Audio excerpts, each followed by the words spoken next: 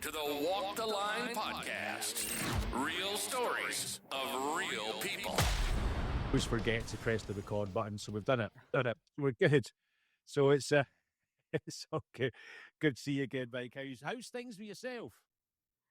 Good, I think, right? Like, I feel like everything is always chaotic, but good overall. It's mental, isn't it? It's mental. You're like, this is the kind of revamp of the podcast sort of thing. So this is like, I took about, nearly a year off of this, just because life gets in the way, and I've always been wanting to do it. So I says, now I'm going to get back into it. So, yeah, sorry for others listening. If you've missed me, I apologise. We're back, and back with a bang. We've got Mick joining us, and one of our most popular guests from the previous episodes. And I had to get you back on, Mike, because the storytelling extraordinaire is always good to have on, and it's good fun to you. So, how's what about you based at the minute? Still in New York, is it? Boston. I'm in Boston. Boston. That just shows you how rubbish my geography is. I don't remember a thing about our interview. I'll be honest.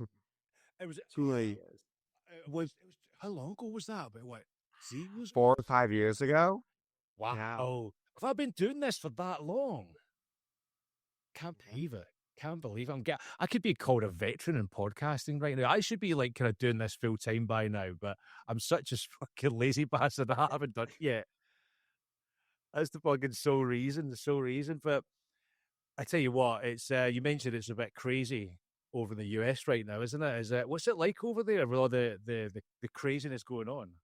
Oh yeah, I don't know. I mean, I feel like I try to not talk about it like when I'm out with friends, because I feel like people always want to bring it up, and I'm just kind of like, I'm chilling. I'm trying to hang out and have some fun, but yeah, it's been pretty crazy. I mean, a lot of people I know's jobs have been affected. Like, it's just been a lot. It's crazy, and it's mental. To be fair, I think it's the whole world. It's just gone to shit right now. Oh yeah, and you've got a mental president, and we've got a prime minister who's a wanker. So it just kind of balances. It's a yin and yang, balances itself out.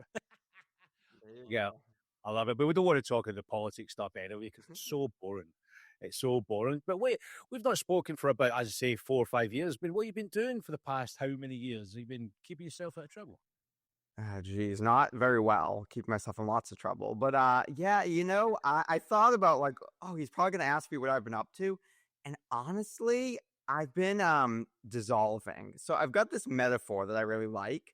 Where, life just gives you a bunch of shit, right? Like, you've just like got shit, and I see that as ingredients. You've got these carrots. You're like, what the fuck do I do with these carrots? And you look at them, you don't know what to do with them. So you look around, you're like, who else has got carrots? What are they doing with their carrots? And I'm really focused on my carrots, and I'm, roasting them. I'm doing whatever the fuck. I throw it into a pot, and I forget about my carrots. And then I go over to my onions. I'm like, oh, now I got onions. I got to deal with these onions. And I'm looking out, trying to figure this out, and I throw them into a pot. And eventually, I figure out that I've got to nourish myself. I got to put water in this pot. And I stop putting water in the pot, which is what I've been doing. And here's the real trick, which I'm terrible at. I've got all these ingredients. I forgot I even put them in the pot. I finally got water. And now I got to turn on the simmer and just let go and let it all dissolve into itself.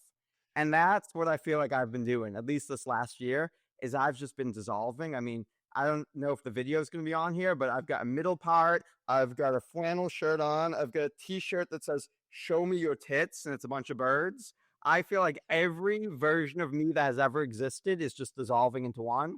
And that's what I'm up to right now. I tell you what, that is probably the best metaphor for a current situation I've ever heard in my entire life. That's brilliant. I think it's the best way to describe it.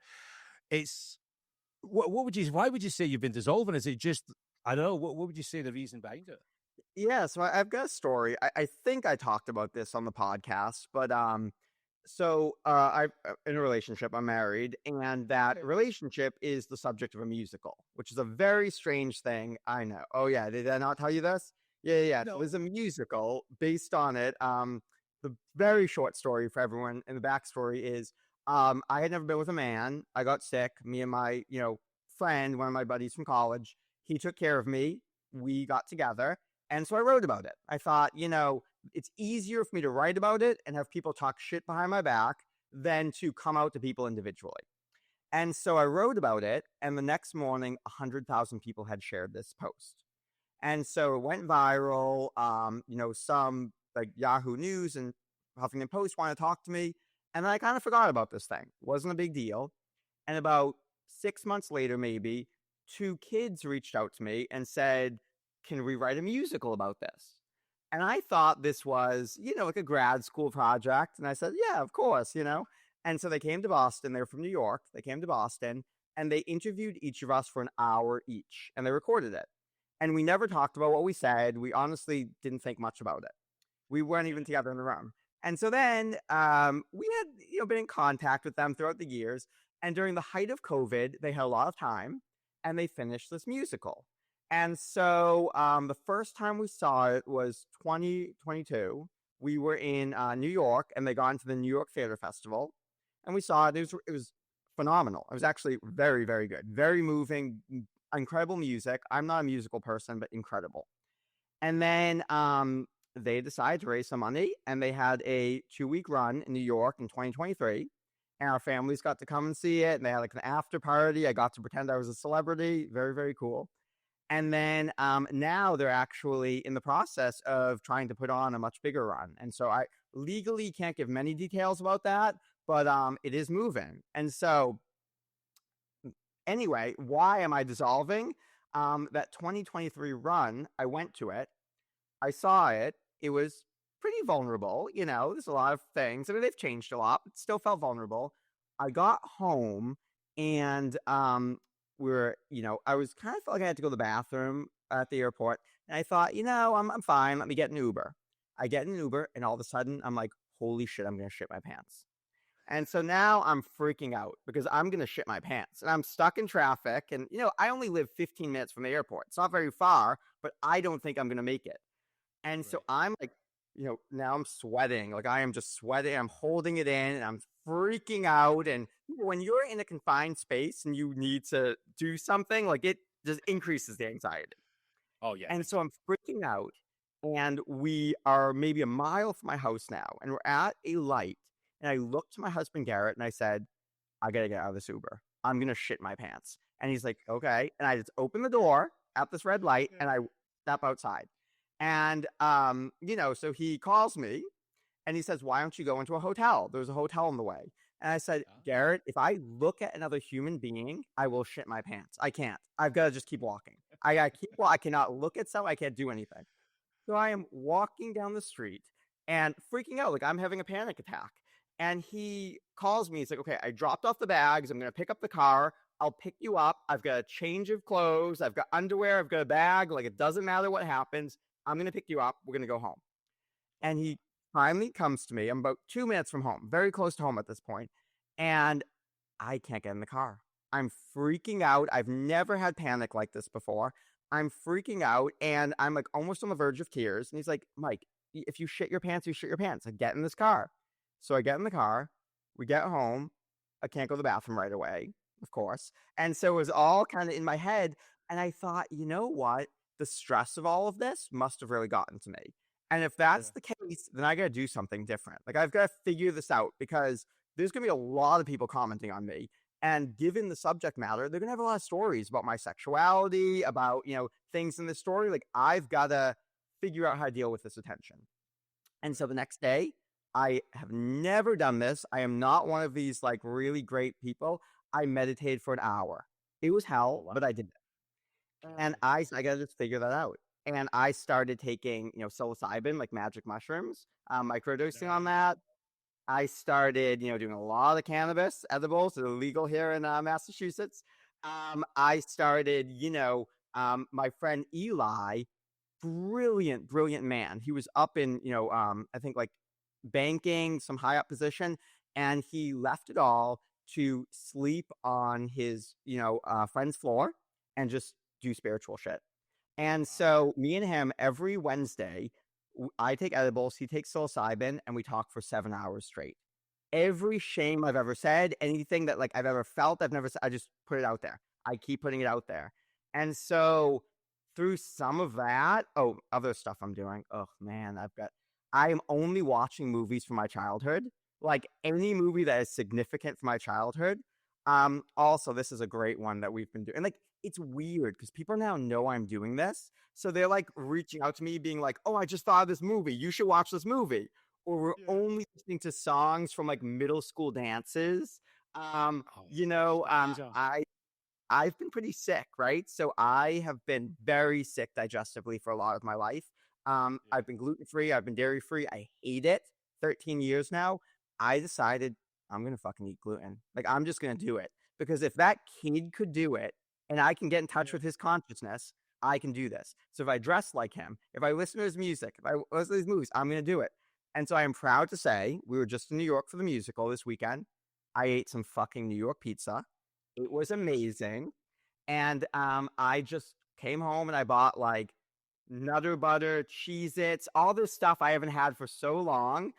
Got a little bit sick from that, but that's all right. And so that's why I'm dissolving. I don't know what I like. You came off the wagon in style as well. You're like, fuck it, I'm going. If I'm going to get sick, I'm going to make sure it's worth it. You know, you That's just thought, exactly right. and that's the best way. I love that.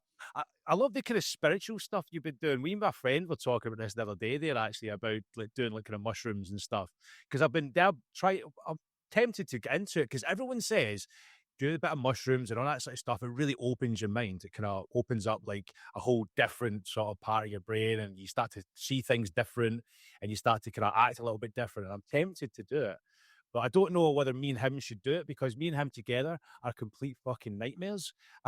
It's going to be like it's either going to go really, really well, and we're going to be enlightened, or we're going to freak the fuck out and start smashing the place up.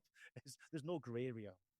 Yeah, I hear you. I mean, I feel like I've been on both ends of it, and it just kind of is like you at some point will be convinced you're going to die, and that's just part of it. Like you've just got to face that, and you've got to make peace with a bunch of stuff. And at least for me, what it really is I'm facing parts of myself that I'm terrified of. That I think like Yeah. if I face this, I'm gonna die. And so that, you just kind of get really good at facing yourself. Do you think this is like from you mentioned before? This is like years and years and years of really kind of let's say pent up and holding it in, and you're just now going fuck it. Let's just let it release the kraken, so to speak. You know. Oh yeah. I mean, I just feel like I'm really fortunate that, I've got enough clients right now that can kind of keep me sustained. I mean, could always use more, but like enough that like I've kind of taken myself off social media. And you've seen like I'm a person who really likes to go for it. So like I go deep into everything. So, I went through my period where I was posting my ass all over social media and taking naked I remember photos, that. right? Yeah. I You remember know that. that, right? I commented on it as I commented as soon as it opened my Instagram up. There's you lying there with your bare ass out, and that was There. like, Mike, this is not what I want to see first thing in the morning. Well, hey. I mean, some people might. No, I'm kidding. But no. What really this was about, actually, for me, is after that article came out, people made comments about my body after that, and I had never had that before because I didn't realize that in general we don't really, first of all, objectify men to the extent of women at all, of course. And I had never been used to like so at first it creeped me out, and then I realized, oh, this is internalized homophobia. Like I'm, basically telling people, whereas I might, look at a woman that I find attractive and thinks certain thoughts, I'm now realizing I don't like being on the receiving end of that. And this is good. Yeah, Talk about spiritual shit. I've got to reckon with all my stuff, right? And so from that, I went through years where I felt really awkward about my body. And then I yeah, thought, you know what? I want to take this the other way. I want to go get boudoir photos done, and I want to feel sexy because I did not know that a man's ass could be sexy, right? I thought a man's ass was like hairy and like boom, right? yeah. And that's why, and as I'm sitting here trying to explore my relationship with my husband, sexualizing him more, I am exploring all of this. And I will admit, if you've seen my ass online, it is not actually as hairless as it looks there. I still have shame about the hair. So I removed it, okay, for those photos. But no, but it took me on a journey of really going there and just letting myself go all the way there and just be like, you know what? People are going to think shit. People are going to talk about me. And like, what do I have to prove? And I think Yeah. that's been the biggest piece of this dissolution is realizing how much I felt like I had something to prove and therefore was still like guarding from vulnerable parts of myself. That makes sense, innit? I can get that. I get to it must be a lot of like kind of I mentioned before, a lot of pent up stuff releasing. And yeah, I mean, fuck it. Why think about all that sort of stuff? Just let it go, let it loose, and do what you want to do. You know, and if you want to get fucked up on mushrooms and weed and take pictures and make yourself feel comfortable, fucking do it. A lot of people in this world, I think, are really concerned about what other people think, you know, and what other Mhm. people have got to say, especially we're in this sort of like kind of social media world now, you know, and you look at it, it's all fucking fake at the end of the day, you know, all these people sitting there posing and going, oh, I'm having such a great day. Little do they know, but when they switch that camera off, they're going back home and living in their fucking 1 bedroom apartment. It's just completely fake. So you don't know. I always take these sort of things with a pinch of salt. In all fairness, I think not to the extreme that obviously you went through something similar previously as well, you know, and it's just getting to that stage, and it's that sort of like epiphany moment, you know, and it comes out of nowhere. It just a penny drops, and all of a sudden you go, "What am I doing? Why am I doing this? What is the point of being all this?" You know, I think I started it when I first started the podcast, to be honest, and I was like getting a little bit more attention.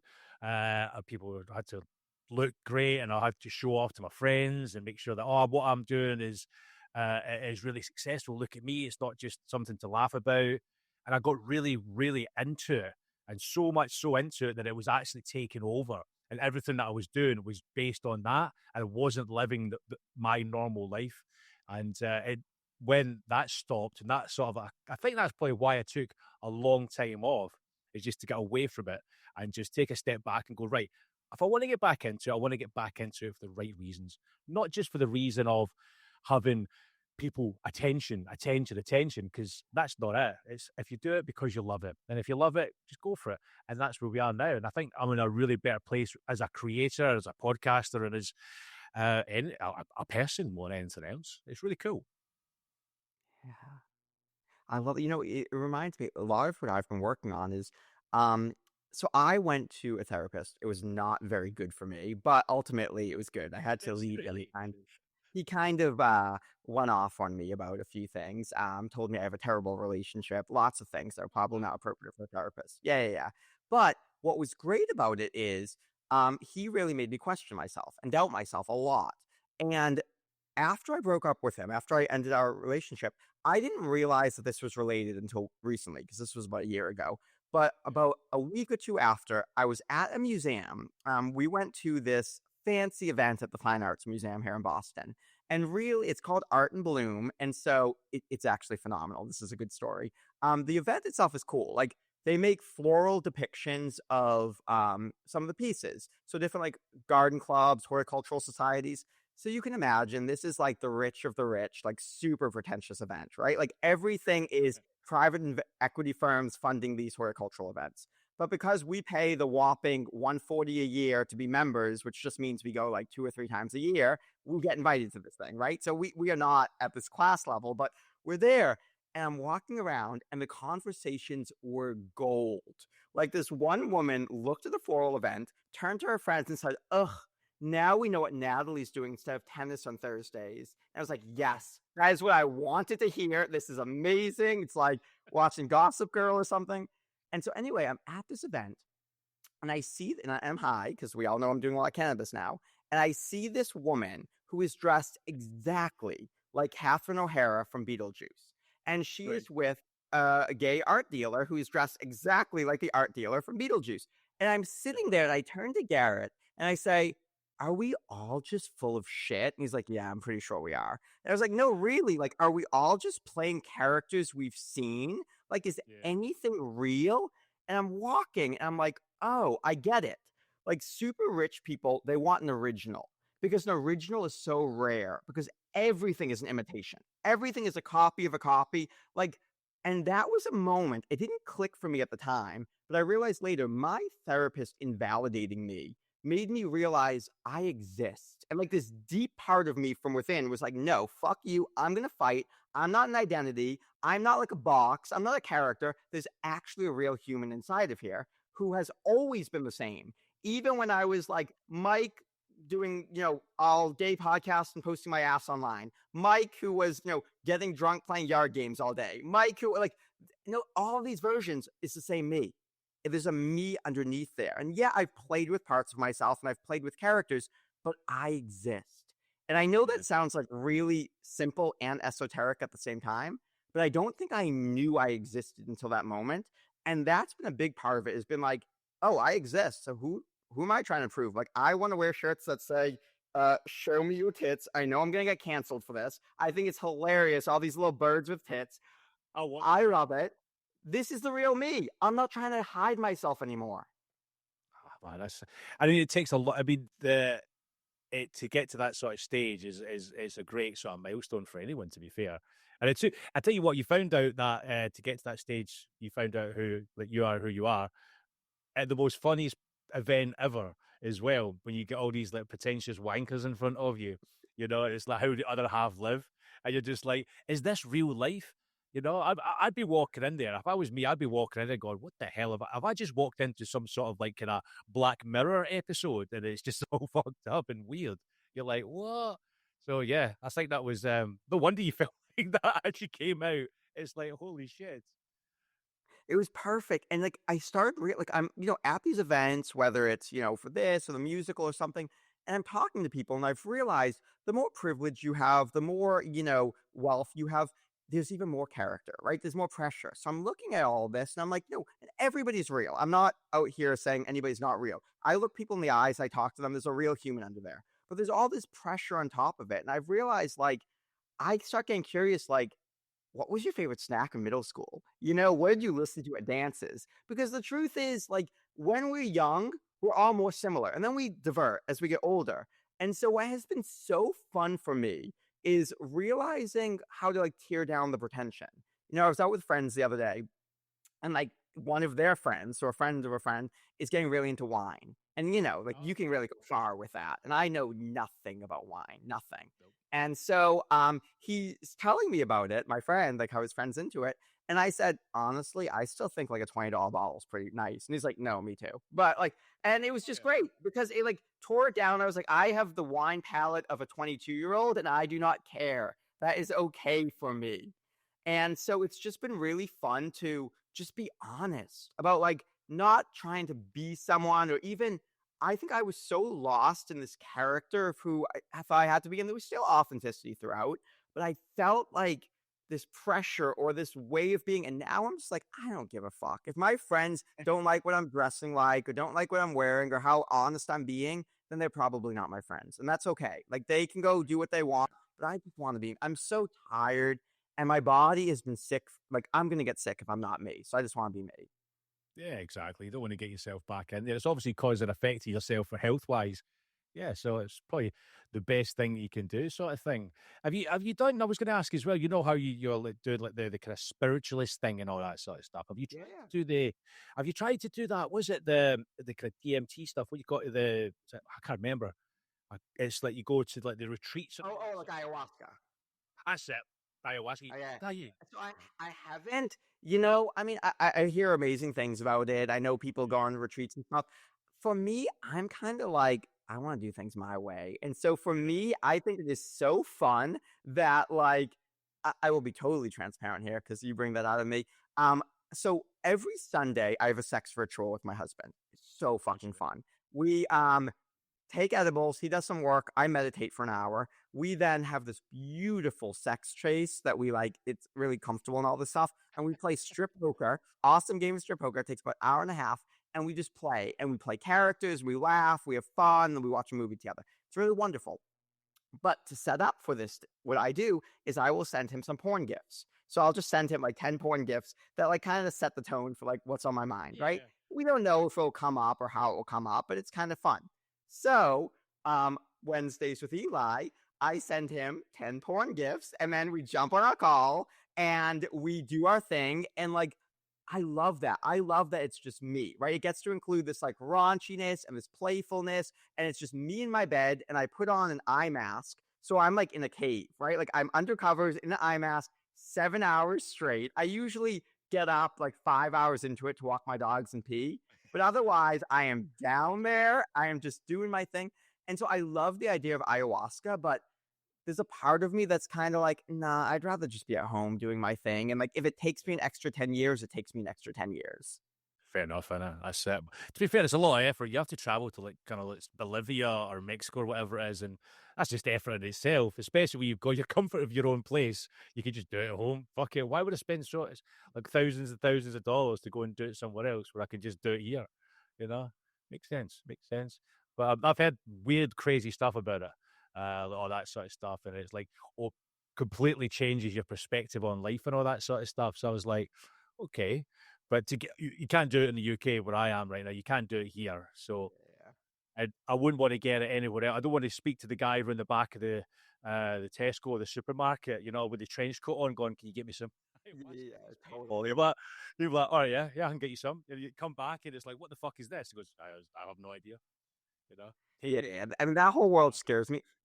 It's funny because, I never, like, in high school, I smoked a little bit of weed, but I wasn't really into it. Never did any other drugs. Was never really, like, into, for whatever reason. I always thought I would be because I feel like I'm a pretty open person. I was always like, oh, yeah, I'm going to do a lot of cocaine. I'm going to do ecstasy. But for whatever reason, never, felt right.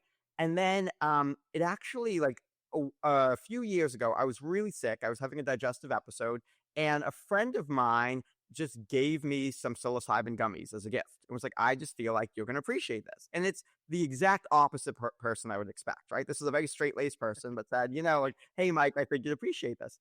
And I tried it, and it was okay. Like, I didn't really, I don't like getting like tripping balls. Like, I don't want to go far. I just want, a little bit. So it was okay. It didn't do much, but I noticed that things in my life started changing. And I was like, I don't know if there's a correlation, but it's enough to like get me interested. And so I really kind of went down that rabbit hole, mostly just microdosing. But what I would do, because I'm cheap, is I would take 2 edibles, I would meditate for an hour, I would take a bath, and then I would take the psilocybin and lie down. So like, I was so open and stuff that I could use a very small amount and go pretty far. And so that I liked. And yeah, I would have days where I would just be sitting there, and all of a sudden I would just like start crying and be like, oh, I was judging my dad. He wasn't judging me. And it was just like suddenly I would realize it. Oh wow! Just all of a sudden comes out of. Yeah, it's wild. That's it. It is fucking crazy. It's crazy. But the thing is, with the journey you're obviously going on, sort of thing, it must be like a breath of fresh air. You must sit there and go. You must have went leaps and bounds over the past year or so from what you used to be like. Do you ever feel like? Do you look back at it and kind of cringe now? I take it. Oh yeah, I mean, who doesn't, right? Like I mean, I'm still working on not being ashamed of the past and realizing, we're doing the best we can with what we've got, and integrating all of it. Because yeah, I mean, I am so much more connected to my husband, closer. I'm so much more connected to friends, family. Like, I'm just more honest about things. So definitely, there's a part of me that cringes, but there's also a part of me that has developed a little bit of compassion, mostly for others. I'm working on for myself, but we all right, I got another metaphor for you. You like this? So, this one came to me in the last week or so. So I realized, we're all alone on this mountain hiking, and we're walking around, and we're kind of lost, and we're really confused. And then we see something we recognize, either something we've seen before or people that look like us. And we're like, oh, fuck, this is it. I found it. So we put a trail marker down, we put a label down, and we're like, fuck yeah, this is my place. And we hang out there for a while. And then maybe we start to get a little bit restless. And so we're like, oh, I'm going to go venture into those woods. I'm going to go see what's over there. And we see something that feels even more like us. And we're like, oh my God, this is it. And so we put another trail marker, another label down, right? And we hang out with the people that are like that. And we keep doing this throughout our lives. Some of us stay really close to these labels. Some of us keep venturing and moving into new ones. And sooner or later, we see somebody who is, still at one of those labels that we were at before, right? And they come over to us, and there's a part of us that wants to like shame them and be like, oh, I'm so much better than you because I'm like way ahead on this path. And then I paused. I'm like, no. I'm not just this current label. I'm the whole path. I'm all of that. And so I know you. I know exactly what you're feeling. I know exactly what you're like because I am you. Like, I'm not better than you. I'm still that exact person. And then this is the real secret. One day we realize we're not even the path. We're the whole fucking mountain. It's just the parts we haven't explored yet. The path is all we've explored, and that's cool. That's awesome. But there's so much to explore. And so labels, identity, these are amazing things to like signpost, say where we've been, help us connect with people.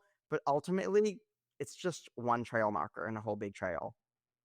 I like that. That's fine. That's pretty deep. That's pretty deep. It is. I like that. That's pretty cool. The way if you, yeah, wow. I have to delve more into that myself. To be fair, I'm gonna have to get up. Throwing a lot at you today. I'll be sitting there later on tonight, going to bed, just lying awake with my eyes wide open, just going, "What's his life?" You know what I mean? What do I do? Yeah. Where's my man? I need some mushrooms. I need to get my guy involved. From over and sort me out. That'll sort me right out, sort of thing. So you mentioned as well with the musical and stuff like that. Were you devastated? Were you trying to question one, did you not try and play yourself in the musical? And two, are you happy with the guy who's actually playing you? Because I would be like picking him from a lineup of the most handsomest people in the world, who's bald and a beard, and go, right, you can be me. You're good enough. You might be the shittest actor in the world, but hey, you look the part, mate. So number one, for the entire world, it's thankful that I can't sing and never wanted to be in that because I would be terrible in this musical. So I'm so glad that I'm not in this musical. As far as the casting stuff, it's interesting because we have very little control over a lot of things, and it's probably for the best. Like I know nothing about Broadway, I know nothing about musicals. Yeah. I got to go to my first table read the other day, which I didn't even really know what that was. Like listen to actors, reading it in front of producers and all these things. And I mean, my heart was racing the whole time, which I don't know why. I didn't have to say or do anything, but I was nervous the whole time. We've had a few iterations. So I've now had 3 mics, I think, that I've gotten to know. And the great thing about a gay relationship is we can be competitive over everything. And so, of course, I am like totally like, who's better looking, who has a better voice, who's a better actor. Like Garrett and I can totally compete about that. But actually, to be honest with you, the actors have been like phenomenal. They've blown me out of the water. And, as I'm learning, as the show grows, they keep getting better and better. So we've had like really phenomenal actors. And, but I just keep telling every actor when the new actor comes in, I say, I want you to get really famous because that way, if I'm ever at a party and someone says to me, who do you think would play you in a movie? I'd be like, oh shit, I know. And so that's what I'm looking for here. Yeah, because he's already done it. I had a conversation about who would play yourself in a movie, sort of thing, and I said James McAvoy Okay. because he's just a bit of a legend, really, isn't he? I see that for you. I see a resemblance there. You got the Scottishness there. He shaves his head. He looked good in X-Men with a bald head. Yeah, I think he can pull off a beard. So I was like, I'll get James McAvoy involved. And then somebody said, what was it, Renton? What was it? Jeremy Renton, yeah. He goes, yeah, he goes, but when he was in Train Spotting. Okay, all right. What? So I was like, do I look like a smackhead then? Is that one? Well, I think a heroin addict. Thanks for that. But yeah, did you feel as if it was a bit weird? Because obviously, when you walk into the table read, people have never met you, the actors. Did they turn around and were they expecting something like this? Mike is coming in. It's about him. This is his story. Did they expect you to come out and give it? Oh, like hi, how you? Oh, kind of like this story's about me. But you just walked in with a flannel shirt with say "Show me your tits" on it. Yeah. Well, unfortunately, I did wear a suit that day, so really sad for me. But no, it's weird. It is weird because people have been working on this project, and like we had to do some. I felt I'm gonna sound like such a douchebag right now, and I love it, so I'm gonna try to. No, we went to this table read, and after it, we had to go to a little party, and the producer said, "Hey, can the social media person grab you for a few questions?" And I I really did feel like, what the hell? This is like, just like pass on. And the PR person, she looked at me and she said, it's like meeting a celebrity. It's an honor because we've been talking about you so much. And so it was a very surreal, weird feeling because I'm like, I am not important. I mean nothing. I am less talented than every person here. And yet, and so there is a weird energy to it because it's fun. I'll admit it's fun because you get to go to the parties and people treat you like you did something important for this project, but you did absolutely nothing and you have no talent. And so it is kind of a fun energy, but I'll be honest, I do feel a little bit like not good enough sometimes because you're just surrounded by like really talented people and you're like, I don't know. And then they ask you what you think. And the thing is, for good reason, the story is very accurate in a lot of ways, but also keeps getting dramatized. And so it Yeah. gets less and less like our lives. So I kind of feel like I'm not really commenting on anything to do with me. And in fact, I'm just like a spectator, like, oh, that's kind of interesting, but it's not really about me. So it's a Yeah. weird middle ground for me. Do you not try and get like a walk-on part? You know what I mean? Just because everyone I know. has it. You know, my uncle, who's, I don't know, he's probably like 65 or so. He is all, but so by the way, this is supposed to be me when I was 24. So or 25 around that time. So, Yeah. this is a while back. So first of all, as far as actors go, it's all Gen Z kids. I don't know like the actors. So like when people say like, who's your dream actor? I was like, I'm on Chat GPT trying to ask because Timothy Chalamet is the only person I know. So I don't know who else to say. But yeah, my uncle, who's 65, he's always like, "Did you pitch me yet? Do you pitch me? Like, I think I should be in the show. Like, I think that they need me in there." And they're like, "Oh yeah, yeah." So it's only two people. It's only two actors in the whole thing. Okay. Oh, it's a story about two people, so that makes sense. There's only two. Yeah, yeah. But I mean, it's really kind of wild. Like they reference Garrett's girlfriend, and she's in it, but she's not actually a physical character. I should just mention that a few times and stuff. Just mentioned, yeah, yeah. Her name's Jenna in it, and I think it's really funny that there's this like group of mostly, mostly only friends and family have seen it, but there's a group of people who say that they are like Jenna's supporters and justice for Jenna, because Garrett cheats on her in it, and so I said that to the premiere. I'm gonna wear a Justice for Jenna T-shirt. Oh Jesus! Did you think she knows about the play? So she does. I mean, he's still friends with her. Her name is not Jenna in real life. I won't reveal her name because they changed it for a reason. But we still know her. We're friends with her. She's married now. We went to her wedding last year, and we're gonna try to get her to go to the next show. That'd be funny. Well, it must be a little bit. Well, the main thing is you guys are still like amicable about it. That's the main thing about it. Yeah. Is a lot of people could go the opposite way and start like hating you. And he would kill me if I didn't say this. He didn't cheat on her in real life, so that's important for him to get out Thanks there. for that. Yeah. Wow, you don't want to be branded as that. Yeah, but why did they change it in the play then if it didn't do it in real life? Or was that the dramatization of everything? Yeah, just the dramatization and there wasn't actually an overlap between him dating her and me. There was, a little bit of break, but for the story, it sounds more dramatic.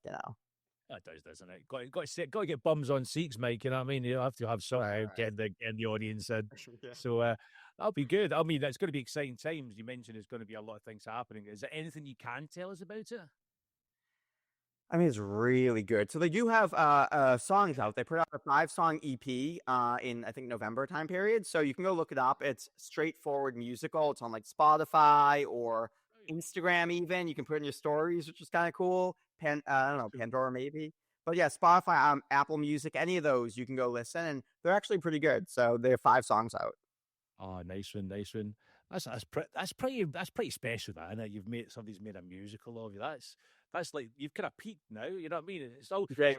My life's over. It's not going up from here. I'm done. Down now. I tell you what, next time if I speak to you in the next 5 years and you're going, they're making a movie about it, I'm not even gonna hang around. I'm just gonna 5-minute long episode, right? Fuck you, mate, and then just go, I'm like, fuck you. You know what I mean? Good episode. Just people continuously saying "fuck you" to me. I like that. You're like, yep, I'm okay with it. I'm okay with it.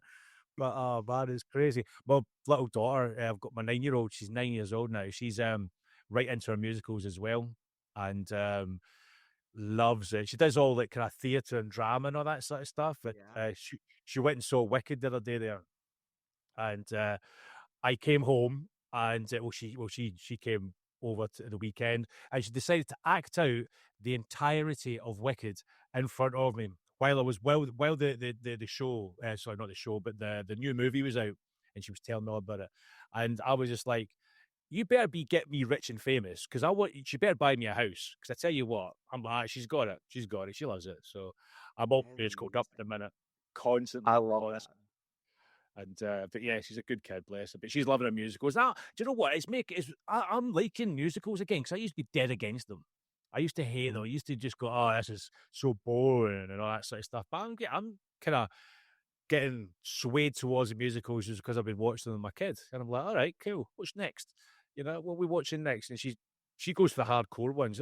I actually went to a show called Miss Saigon. Have you seen that one before? I have. When I was little, it was my favorite musical. Is it? Yeah, I got dragged to that one. but my ex missus, she took me to that, and I was just that's how uncultured I was back then because I was like, when are they talking? They sing all the way through, don't they? And that's like a proper musical is. They sing everything.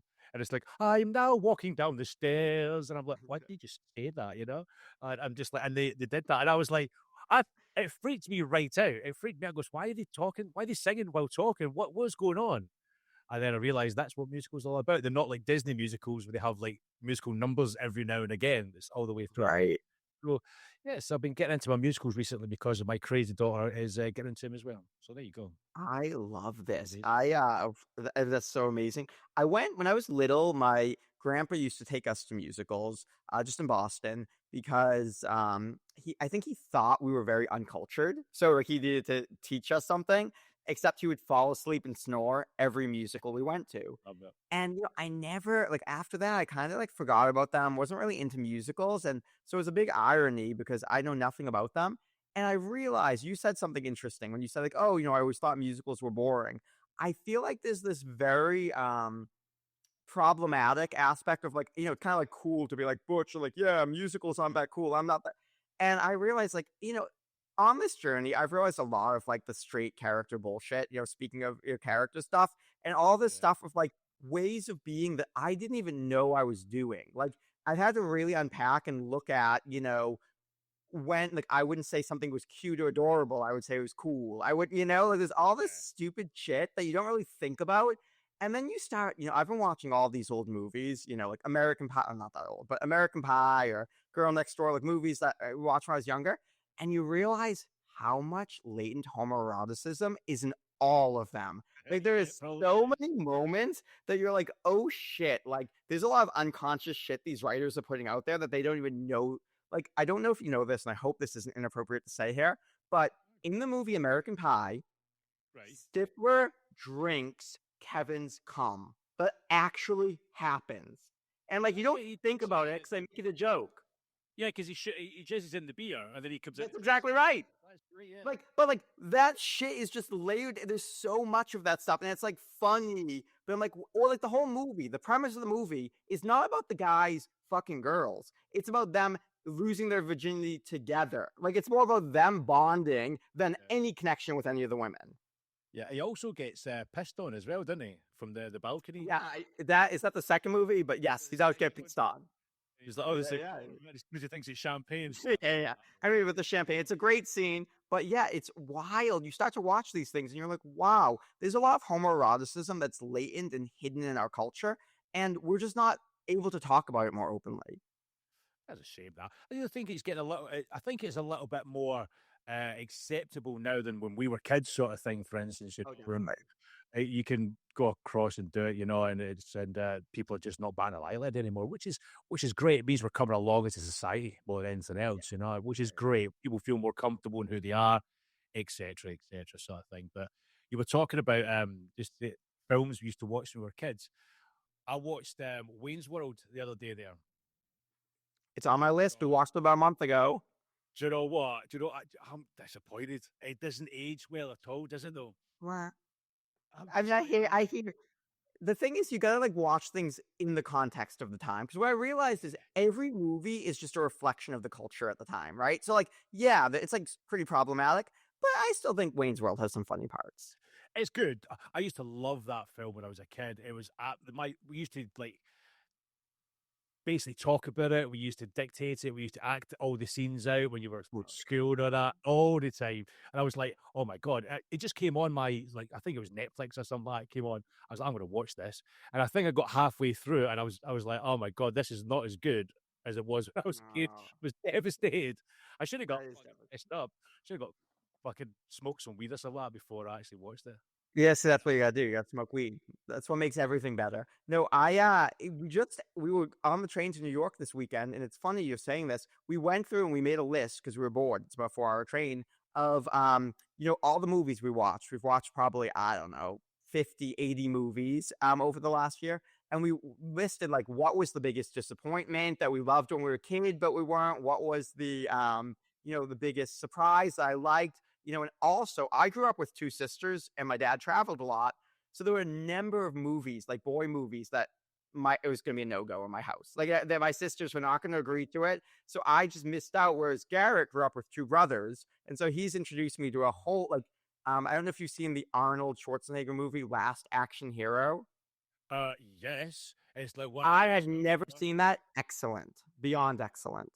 Oh, if you like that one, you need because I love my old 80s films, my old like, 90s, especially Arnie and all that sort of stuff. And I was actually on a podcast with one of my friends, Sean, and he does like movie sort of like movie reviews and stuff like that, different films. And one of them I've been dying to do, and I'm finally getting to do it. I don't know if you've seen it. Have you ever seen Commando? I've actually never seen it. It's on our list, but I have never seen it. Oh my God, you are going to love this film because it is full of cheesy one-liners. It is amazing. Absolutely. And I'm not talking about the usual sort of one or two in the whole film. I'm talking about every 5 minutes there's one. And Arnie is on top cheesy action hero form. He is amazing. So good. And I could sit there and go dictate about 7 of them, but I don't want to ruin the film for you. Just honestly sit down and watch that film and then thank me later because it's such a good film. All right, it's good to the top of my list. And I'm going to review it in this podcast next month, I think, and it's going to be so much fun because I've been dying to talk about this film. And no one I know, none of my friends have seen it. They're like, "Oh, that's cheesy as hell." I goes, "Exactly, it's the best film ever. Why are you've not lived until you've seen Commando? Jesus Christ, none of this like Citizen Kane and that sort of stuff. And Commando is the one you need to watch. That's what's going to make you into a man. Seeing Arnie go up against 1,000 men on his own, fuck yes. Oh, I'm getting excited just talking about it, Mike. Look, fuck's sake. I'm getting wound up about it. Well, so I mean, so you've got the films, you've got that sort of stuff going. So, what other films you've been watching? What you from your childhood? I'm trying to think of some top of it. Super Troopers we've done recently. That's a hidden gem. That's very underrated. Great movie. Yeah, that's not the one I hadn't seen, right? So like I don't know how that went past me because that would have been a little bit later, but never saw that. Let me think what else we love. You know what? Fuck it. I've got my list here. I'm gonna pull it up because I have a terrible memory. So we can go through some of these. All right. Wedding Crashers, of course. Mighty Ducks, excellent. Tommy Boy, it's a pretty good one. This is gonna be funny. Tommy Boy, right? My message tone is when Tommy Boy goes, "Oh my God," like that. That is my message. Whenever I get a message, that pops up, and I've had that for about 15 years. I've had that message. I dare not get rid of it. It is the best film ever. It's so good. Cherish it. So good. Basketball. Basketball. It's a great movie. Ever seen that? This is the guy. Yeah, South Park. Clark, isn't it? Yeah. So here's one that maybe you haven't seen, but I loved. Like my favorite movie. I saw it in theaters. I remember I was 13. Out Cold. It's like a cheesy Animal House, but in a mountain, like a ski mountain. Oh, excellent movie. Okay, I'll have to catch that one out because because that must have been back in like the old kind of early 90s. It was like 01, I think it came out.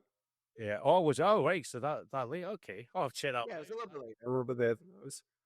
Idle Hands. It's a great one. Idle Hands. Good film. Idle Hands.